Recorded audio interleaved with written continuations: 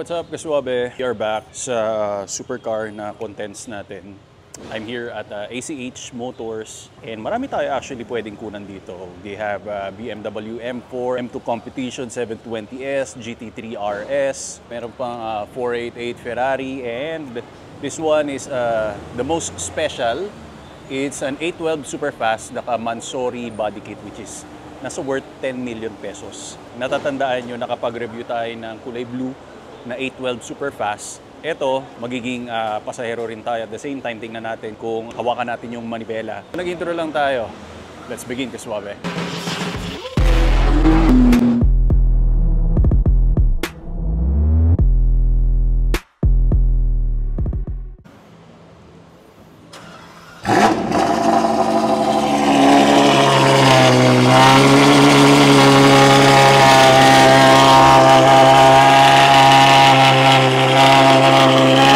Controls para sa exhaust system natin. Meron siyang silencer and talagang yung aggressive. Pag pinindot natin to, yan, become silent. And ito naman, pag gusto natin i-flex yung full potential ng ating exhaust system. Anong exhaust system to? Ano kuya? Novitec. Siyempre magsi-seatbelt muna rin tayo. Dito tayo sa Makati. Komportable yung seat natin, no? Yung room natin. Yan. Haba, luwag. Yan, demarking of the 812 Superfast.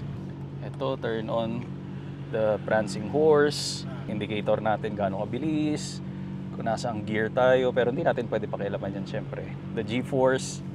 Ito, yung mode to, no, kuya? Oo, yung mga wet mode, yung sports talaga, o ano. Kukuha tayo ng spot ngayon kung saan tayo makakapagwala, kung saan makakatakbo yung prancing horse natin. Tapos, every sports car at supercar, meron tayong tinatawag na alamat ng Innova. Lagi nandyan yan eh. Kahit sa mga run eh, may nagpapakita talaga sumisingit na Innova eh.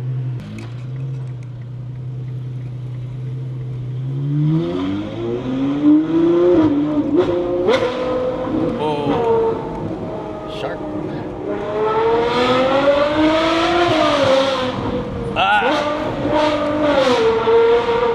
Para tayo nasa track.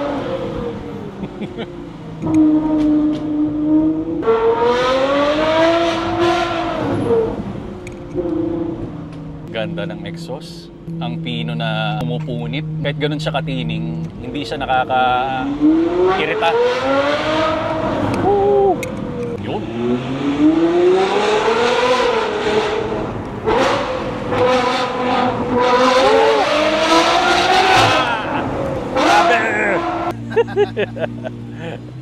Maranda mo na yung heart pumping. Sana nakakataas ng adrenaline. Gising pati lahat ng nasa paligid. So yes, Kaswabe, we'll transfer sa driver cockpit para i-experience natin ang 812 Superfast. Swabing driving lang tayo, ha? Hindi mo nakatulad ng ginawa ni Kuya Dens. So Kaswabe, dalawa't lang isang camera natin. Inahawakan ni Kuya Dens yung natin, yung DJI. Based on my perspective kasi, every Ferrari talaga na minamaneho natin, I mean for everyday lifestyle siya ng comfort, talagang yun yung nakita ko sa kanya na plus points. When it comes naman sa mga Lamborghini, feel mo ng konti yung sakit ng katawan mo, lalong-lalo na pag hindi maayos yung posisyon mo. It's very aggressive.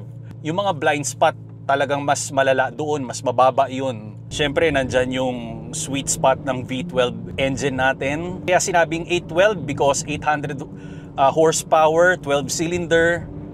So nagkakaroon na ng extinction when it comes sa mga 12 cylinder.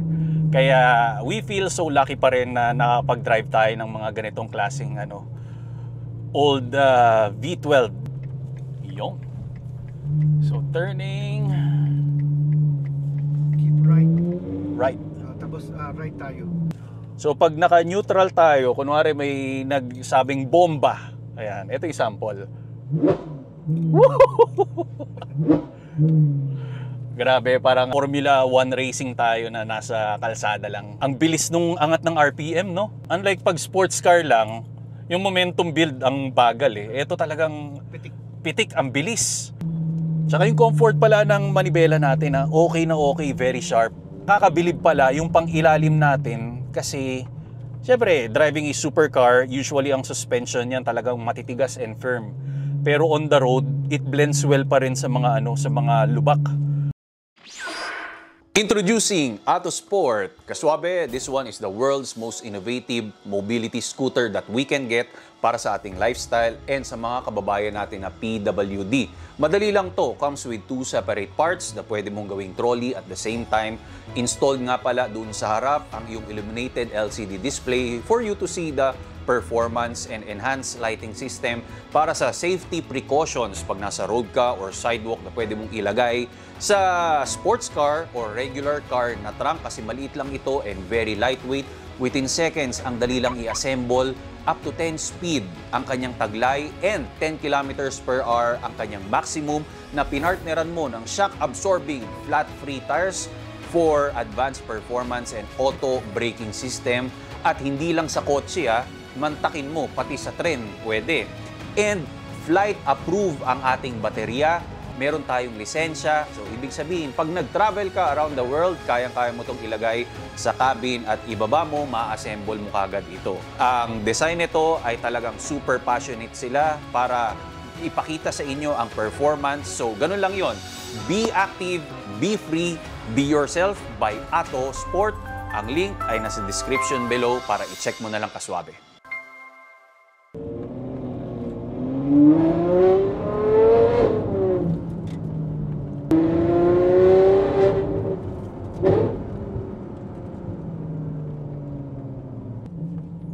Left is here, right is here.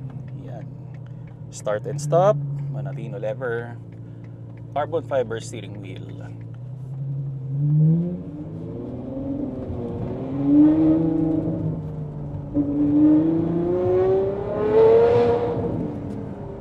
Woohoo!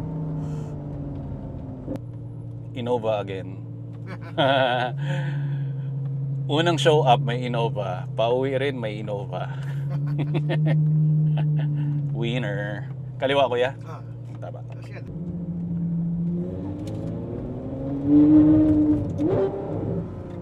Yon, nag-downshift. May nakunan pa tayo SF90, kulay dilaw. We're here, back at ACH Motors. Kuya, papasok yung or gilid ko lang, gilid ko lang. Okay, kasi paatras Kabalik namin dito sa shop ng ACH Motors and very addicting yung naging experience natin kanina. So, kinat ko na lang. Curbs ang makukuha natin sa 812 Superfast. Unlike sa mga kakumpetensya niya na mga Aventador which is very angular, even the side mirrors naka-modify na forged carbon fiber. Ito, may mga functional tayo na vents, yung pinakasikat and fashionista na Ferrari na turn signal. Talon by Mansory, hindi ko na alam kung anong meron dito. 335, 25, and ZR22. So, performance-oriented talaga. Brembo brake calipers. Of course, for added grip. Okay? Ventilated ceramic rotors. Dito naman is 275, 30, and 21. So, staggered yung fitment natin kasi doon, mas manipis doon yung sidewall and 21, 22. Ang amazing technology when it comes sa kanyang aerodynamics. May mga active winglet tayo kasi doon sa Lamborghini kung natatandaan natin, yung ALA na technology nila, yung aerodynamical Lamborghini Ativa. So dito, naggagalawan rin yung mga fins sa baba. So para mas slice and cut through nila yung efficiency ng airflow dito. Meron kang malaking wing, okay, Mansory, forged carbon fiber, halo na mga rear LED taillights natin, katulad sa F1 pag nagbe-brake sila. So going inside the 812 Superfast, so leather, syempre the prancing horse is red, stitching is red. Ito yung seatbelt natin. Nothing too crazy about it. And we have the key fob, of course. Start lang natin yung makina kaswabe ha. Sanay naman sila sa ingay neto eh. So this is how you ignite this beast. Woo! The Hyper Ergasm. Aircon muna tayo. Init eh. So this is the very cute AC control. This is the indication. Wide vision ng visibility natin sa front windshield. Wala ako nakakita ng carbon fiber dito Pero speaker din siya at the same time. So this center platform is your gear selector, reverse, auto, launch, diba? 2.9 seconds. This is the window. Meron kang little cubby here in the center. Tapos, maganda niyan, may space ka pa ng konti. May bakal doon para once na, diba? Nagkaroon ka ng matinding launch, yung pasahero mo, meron siyang pwedeng diinan na akala niya nakakapag-brake siya pero hindi naman talaga nakakatulong. This is for left and right. Ito yung sa wipers. Okay. Voice command, the call, the Manatino lever. And this is for the suspension, high beam and low beam. I don't know kung tama yan.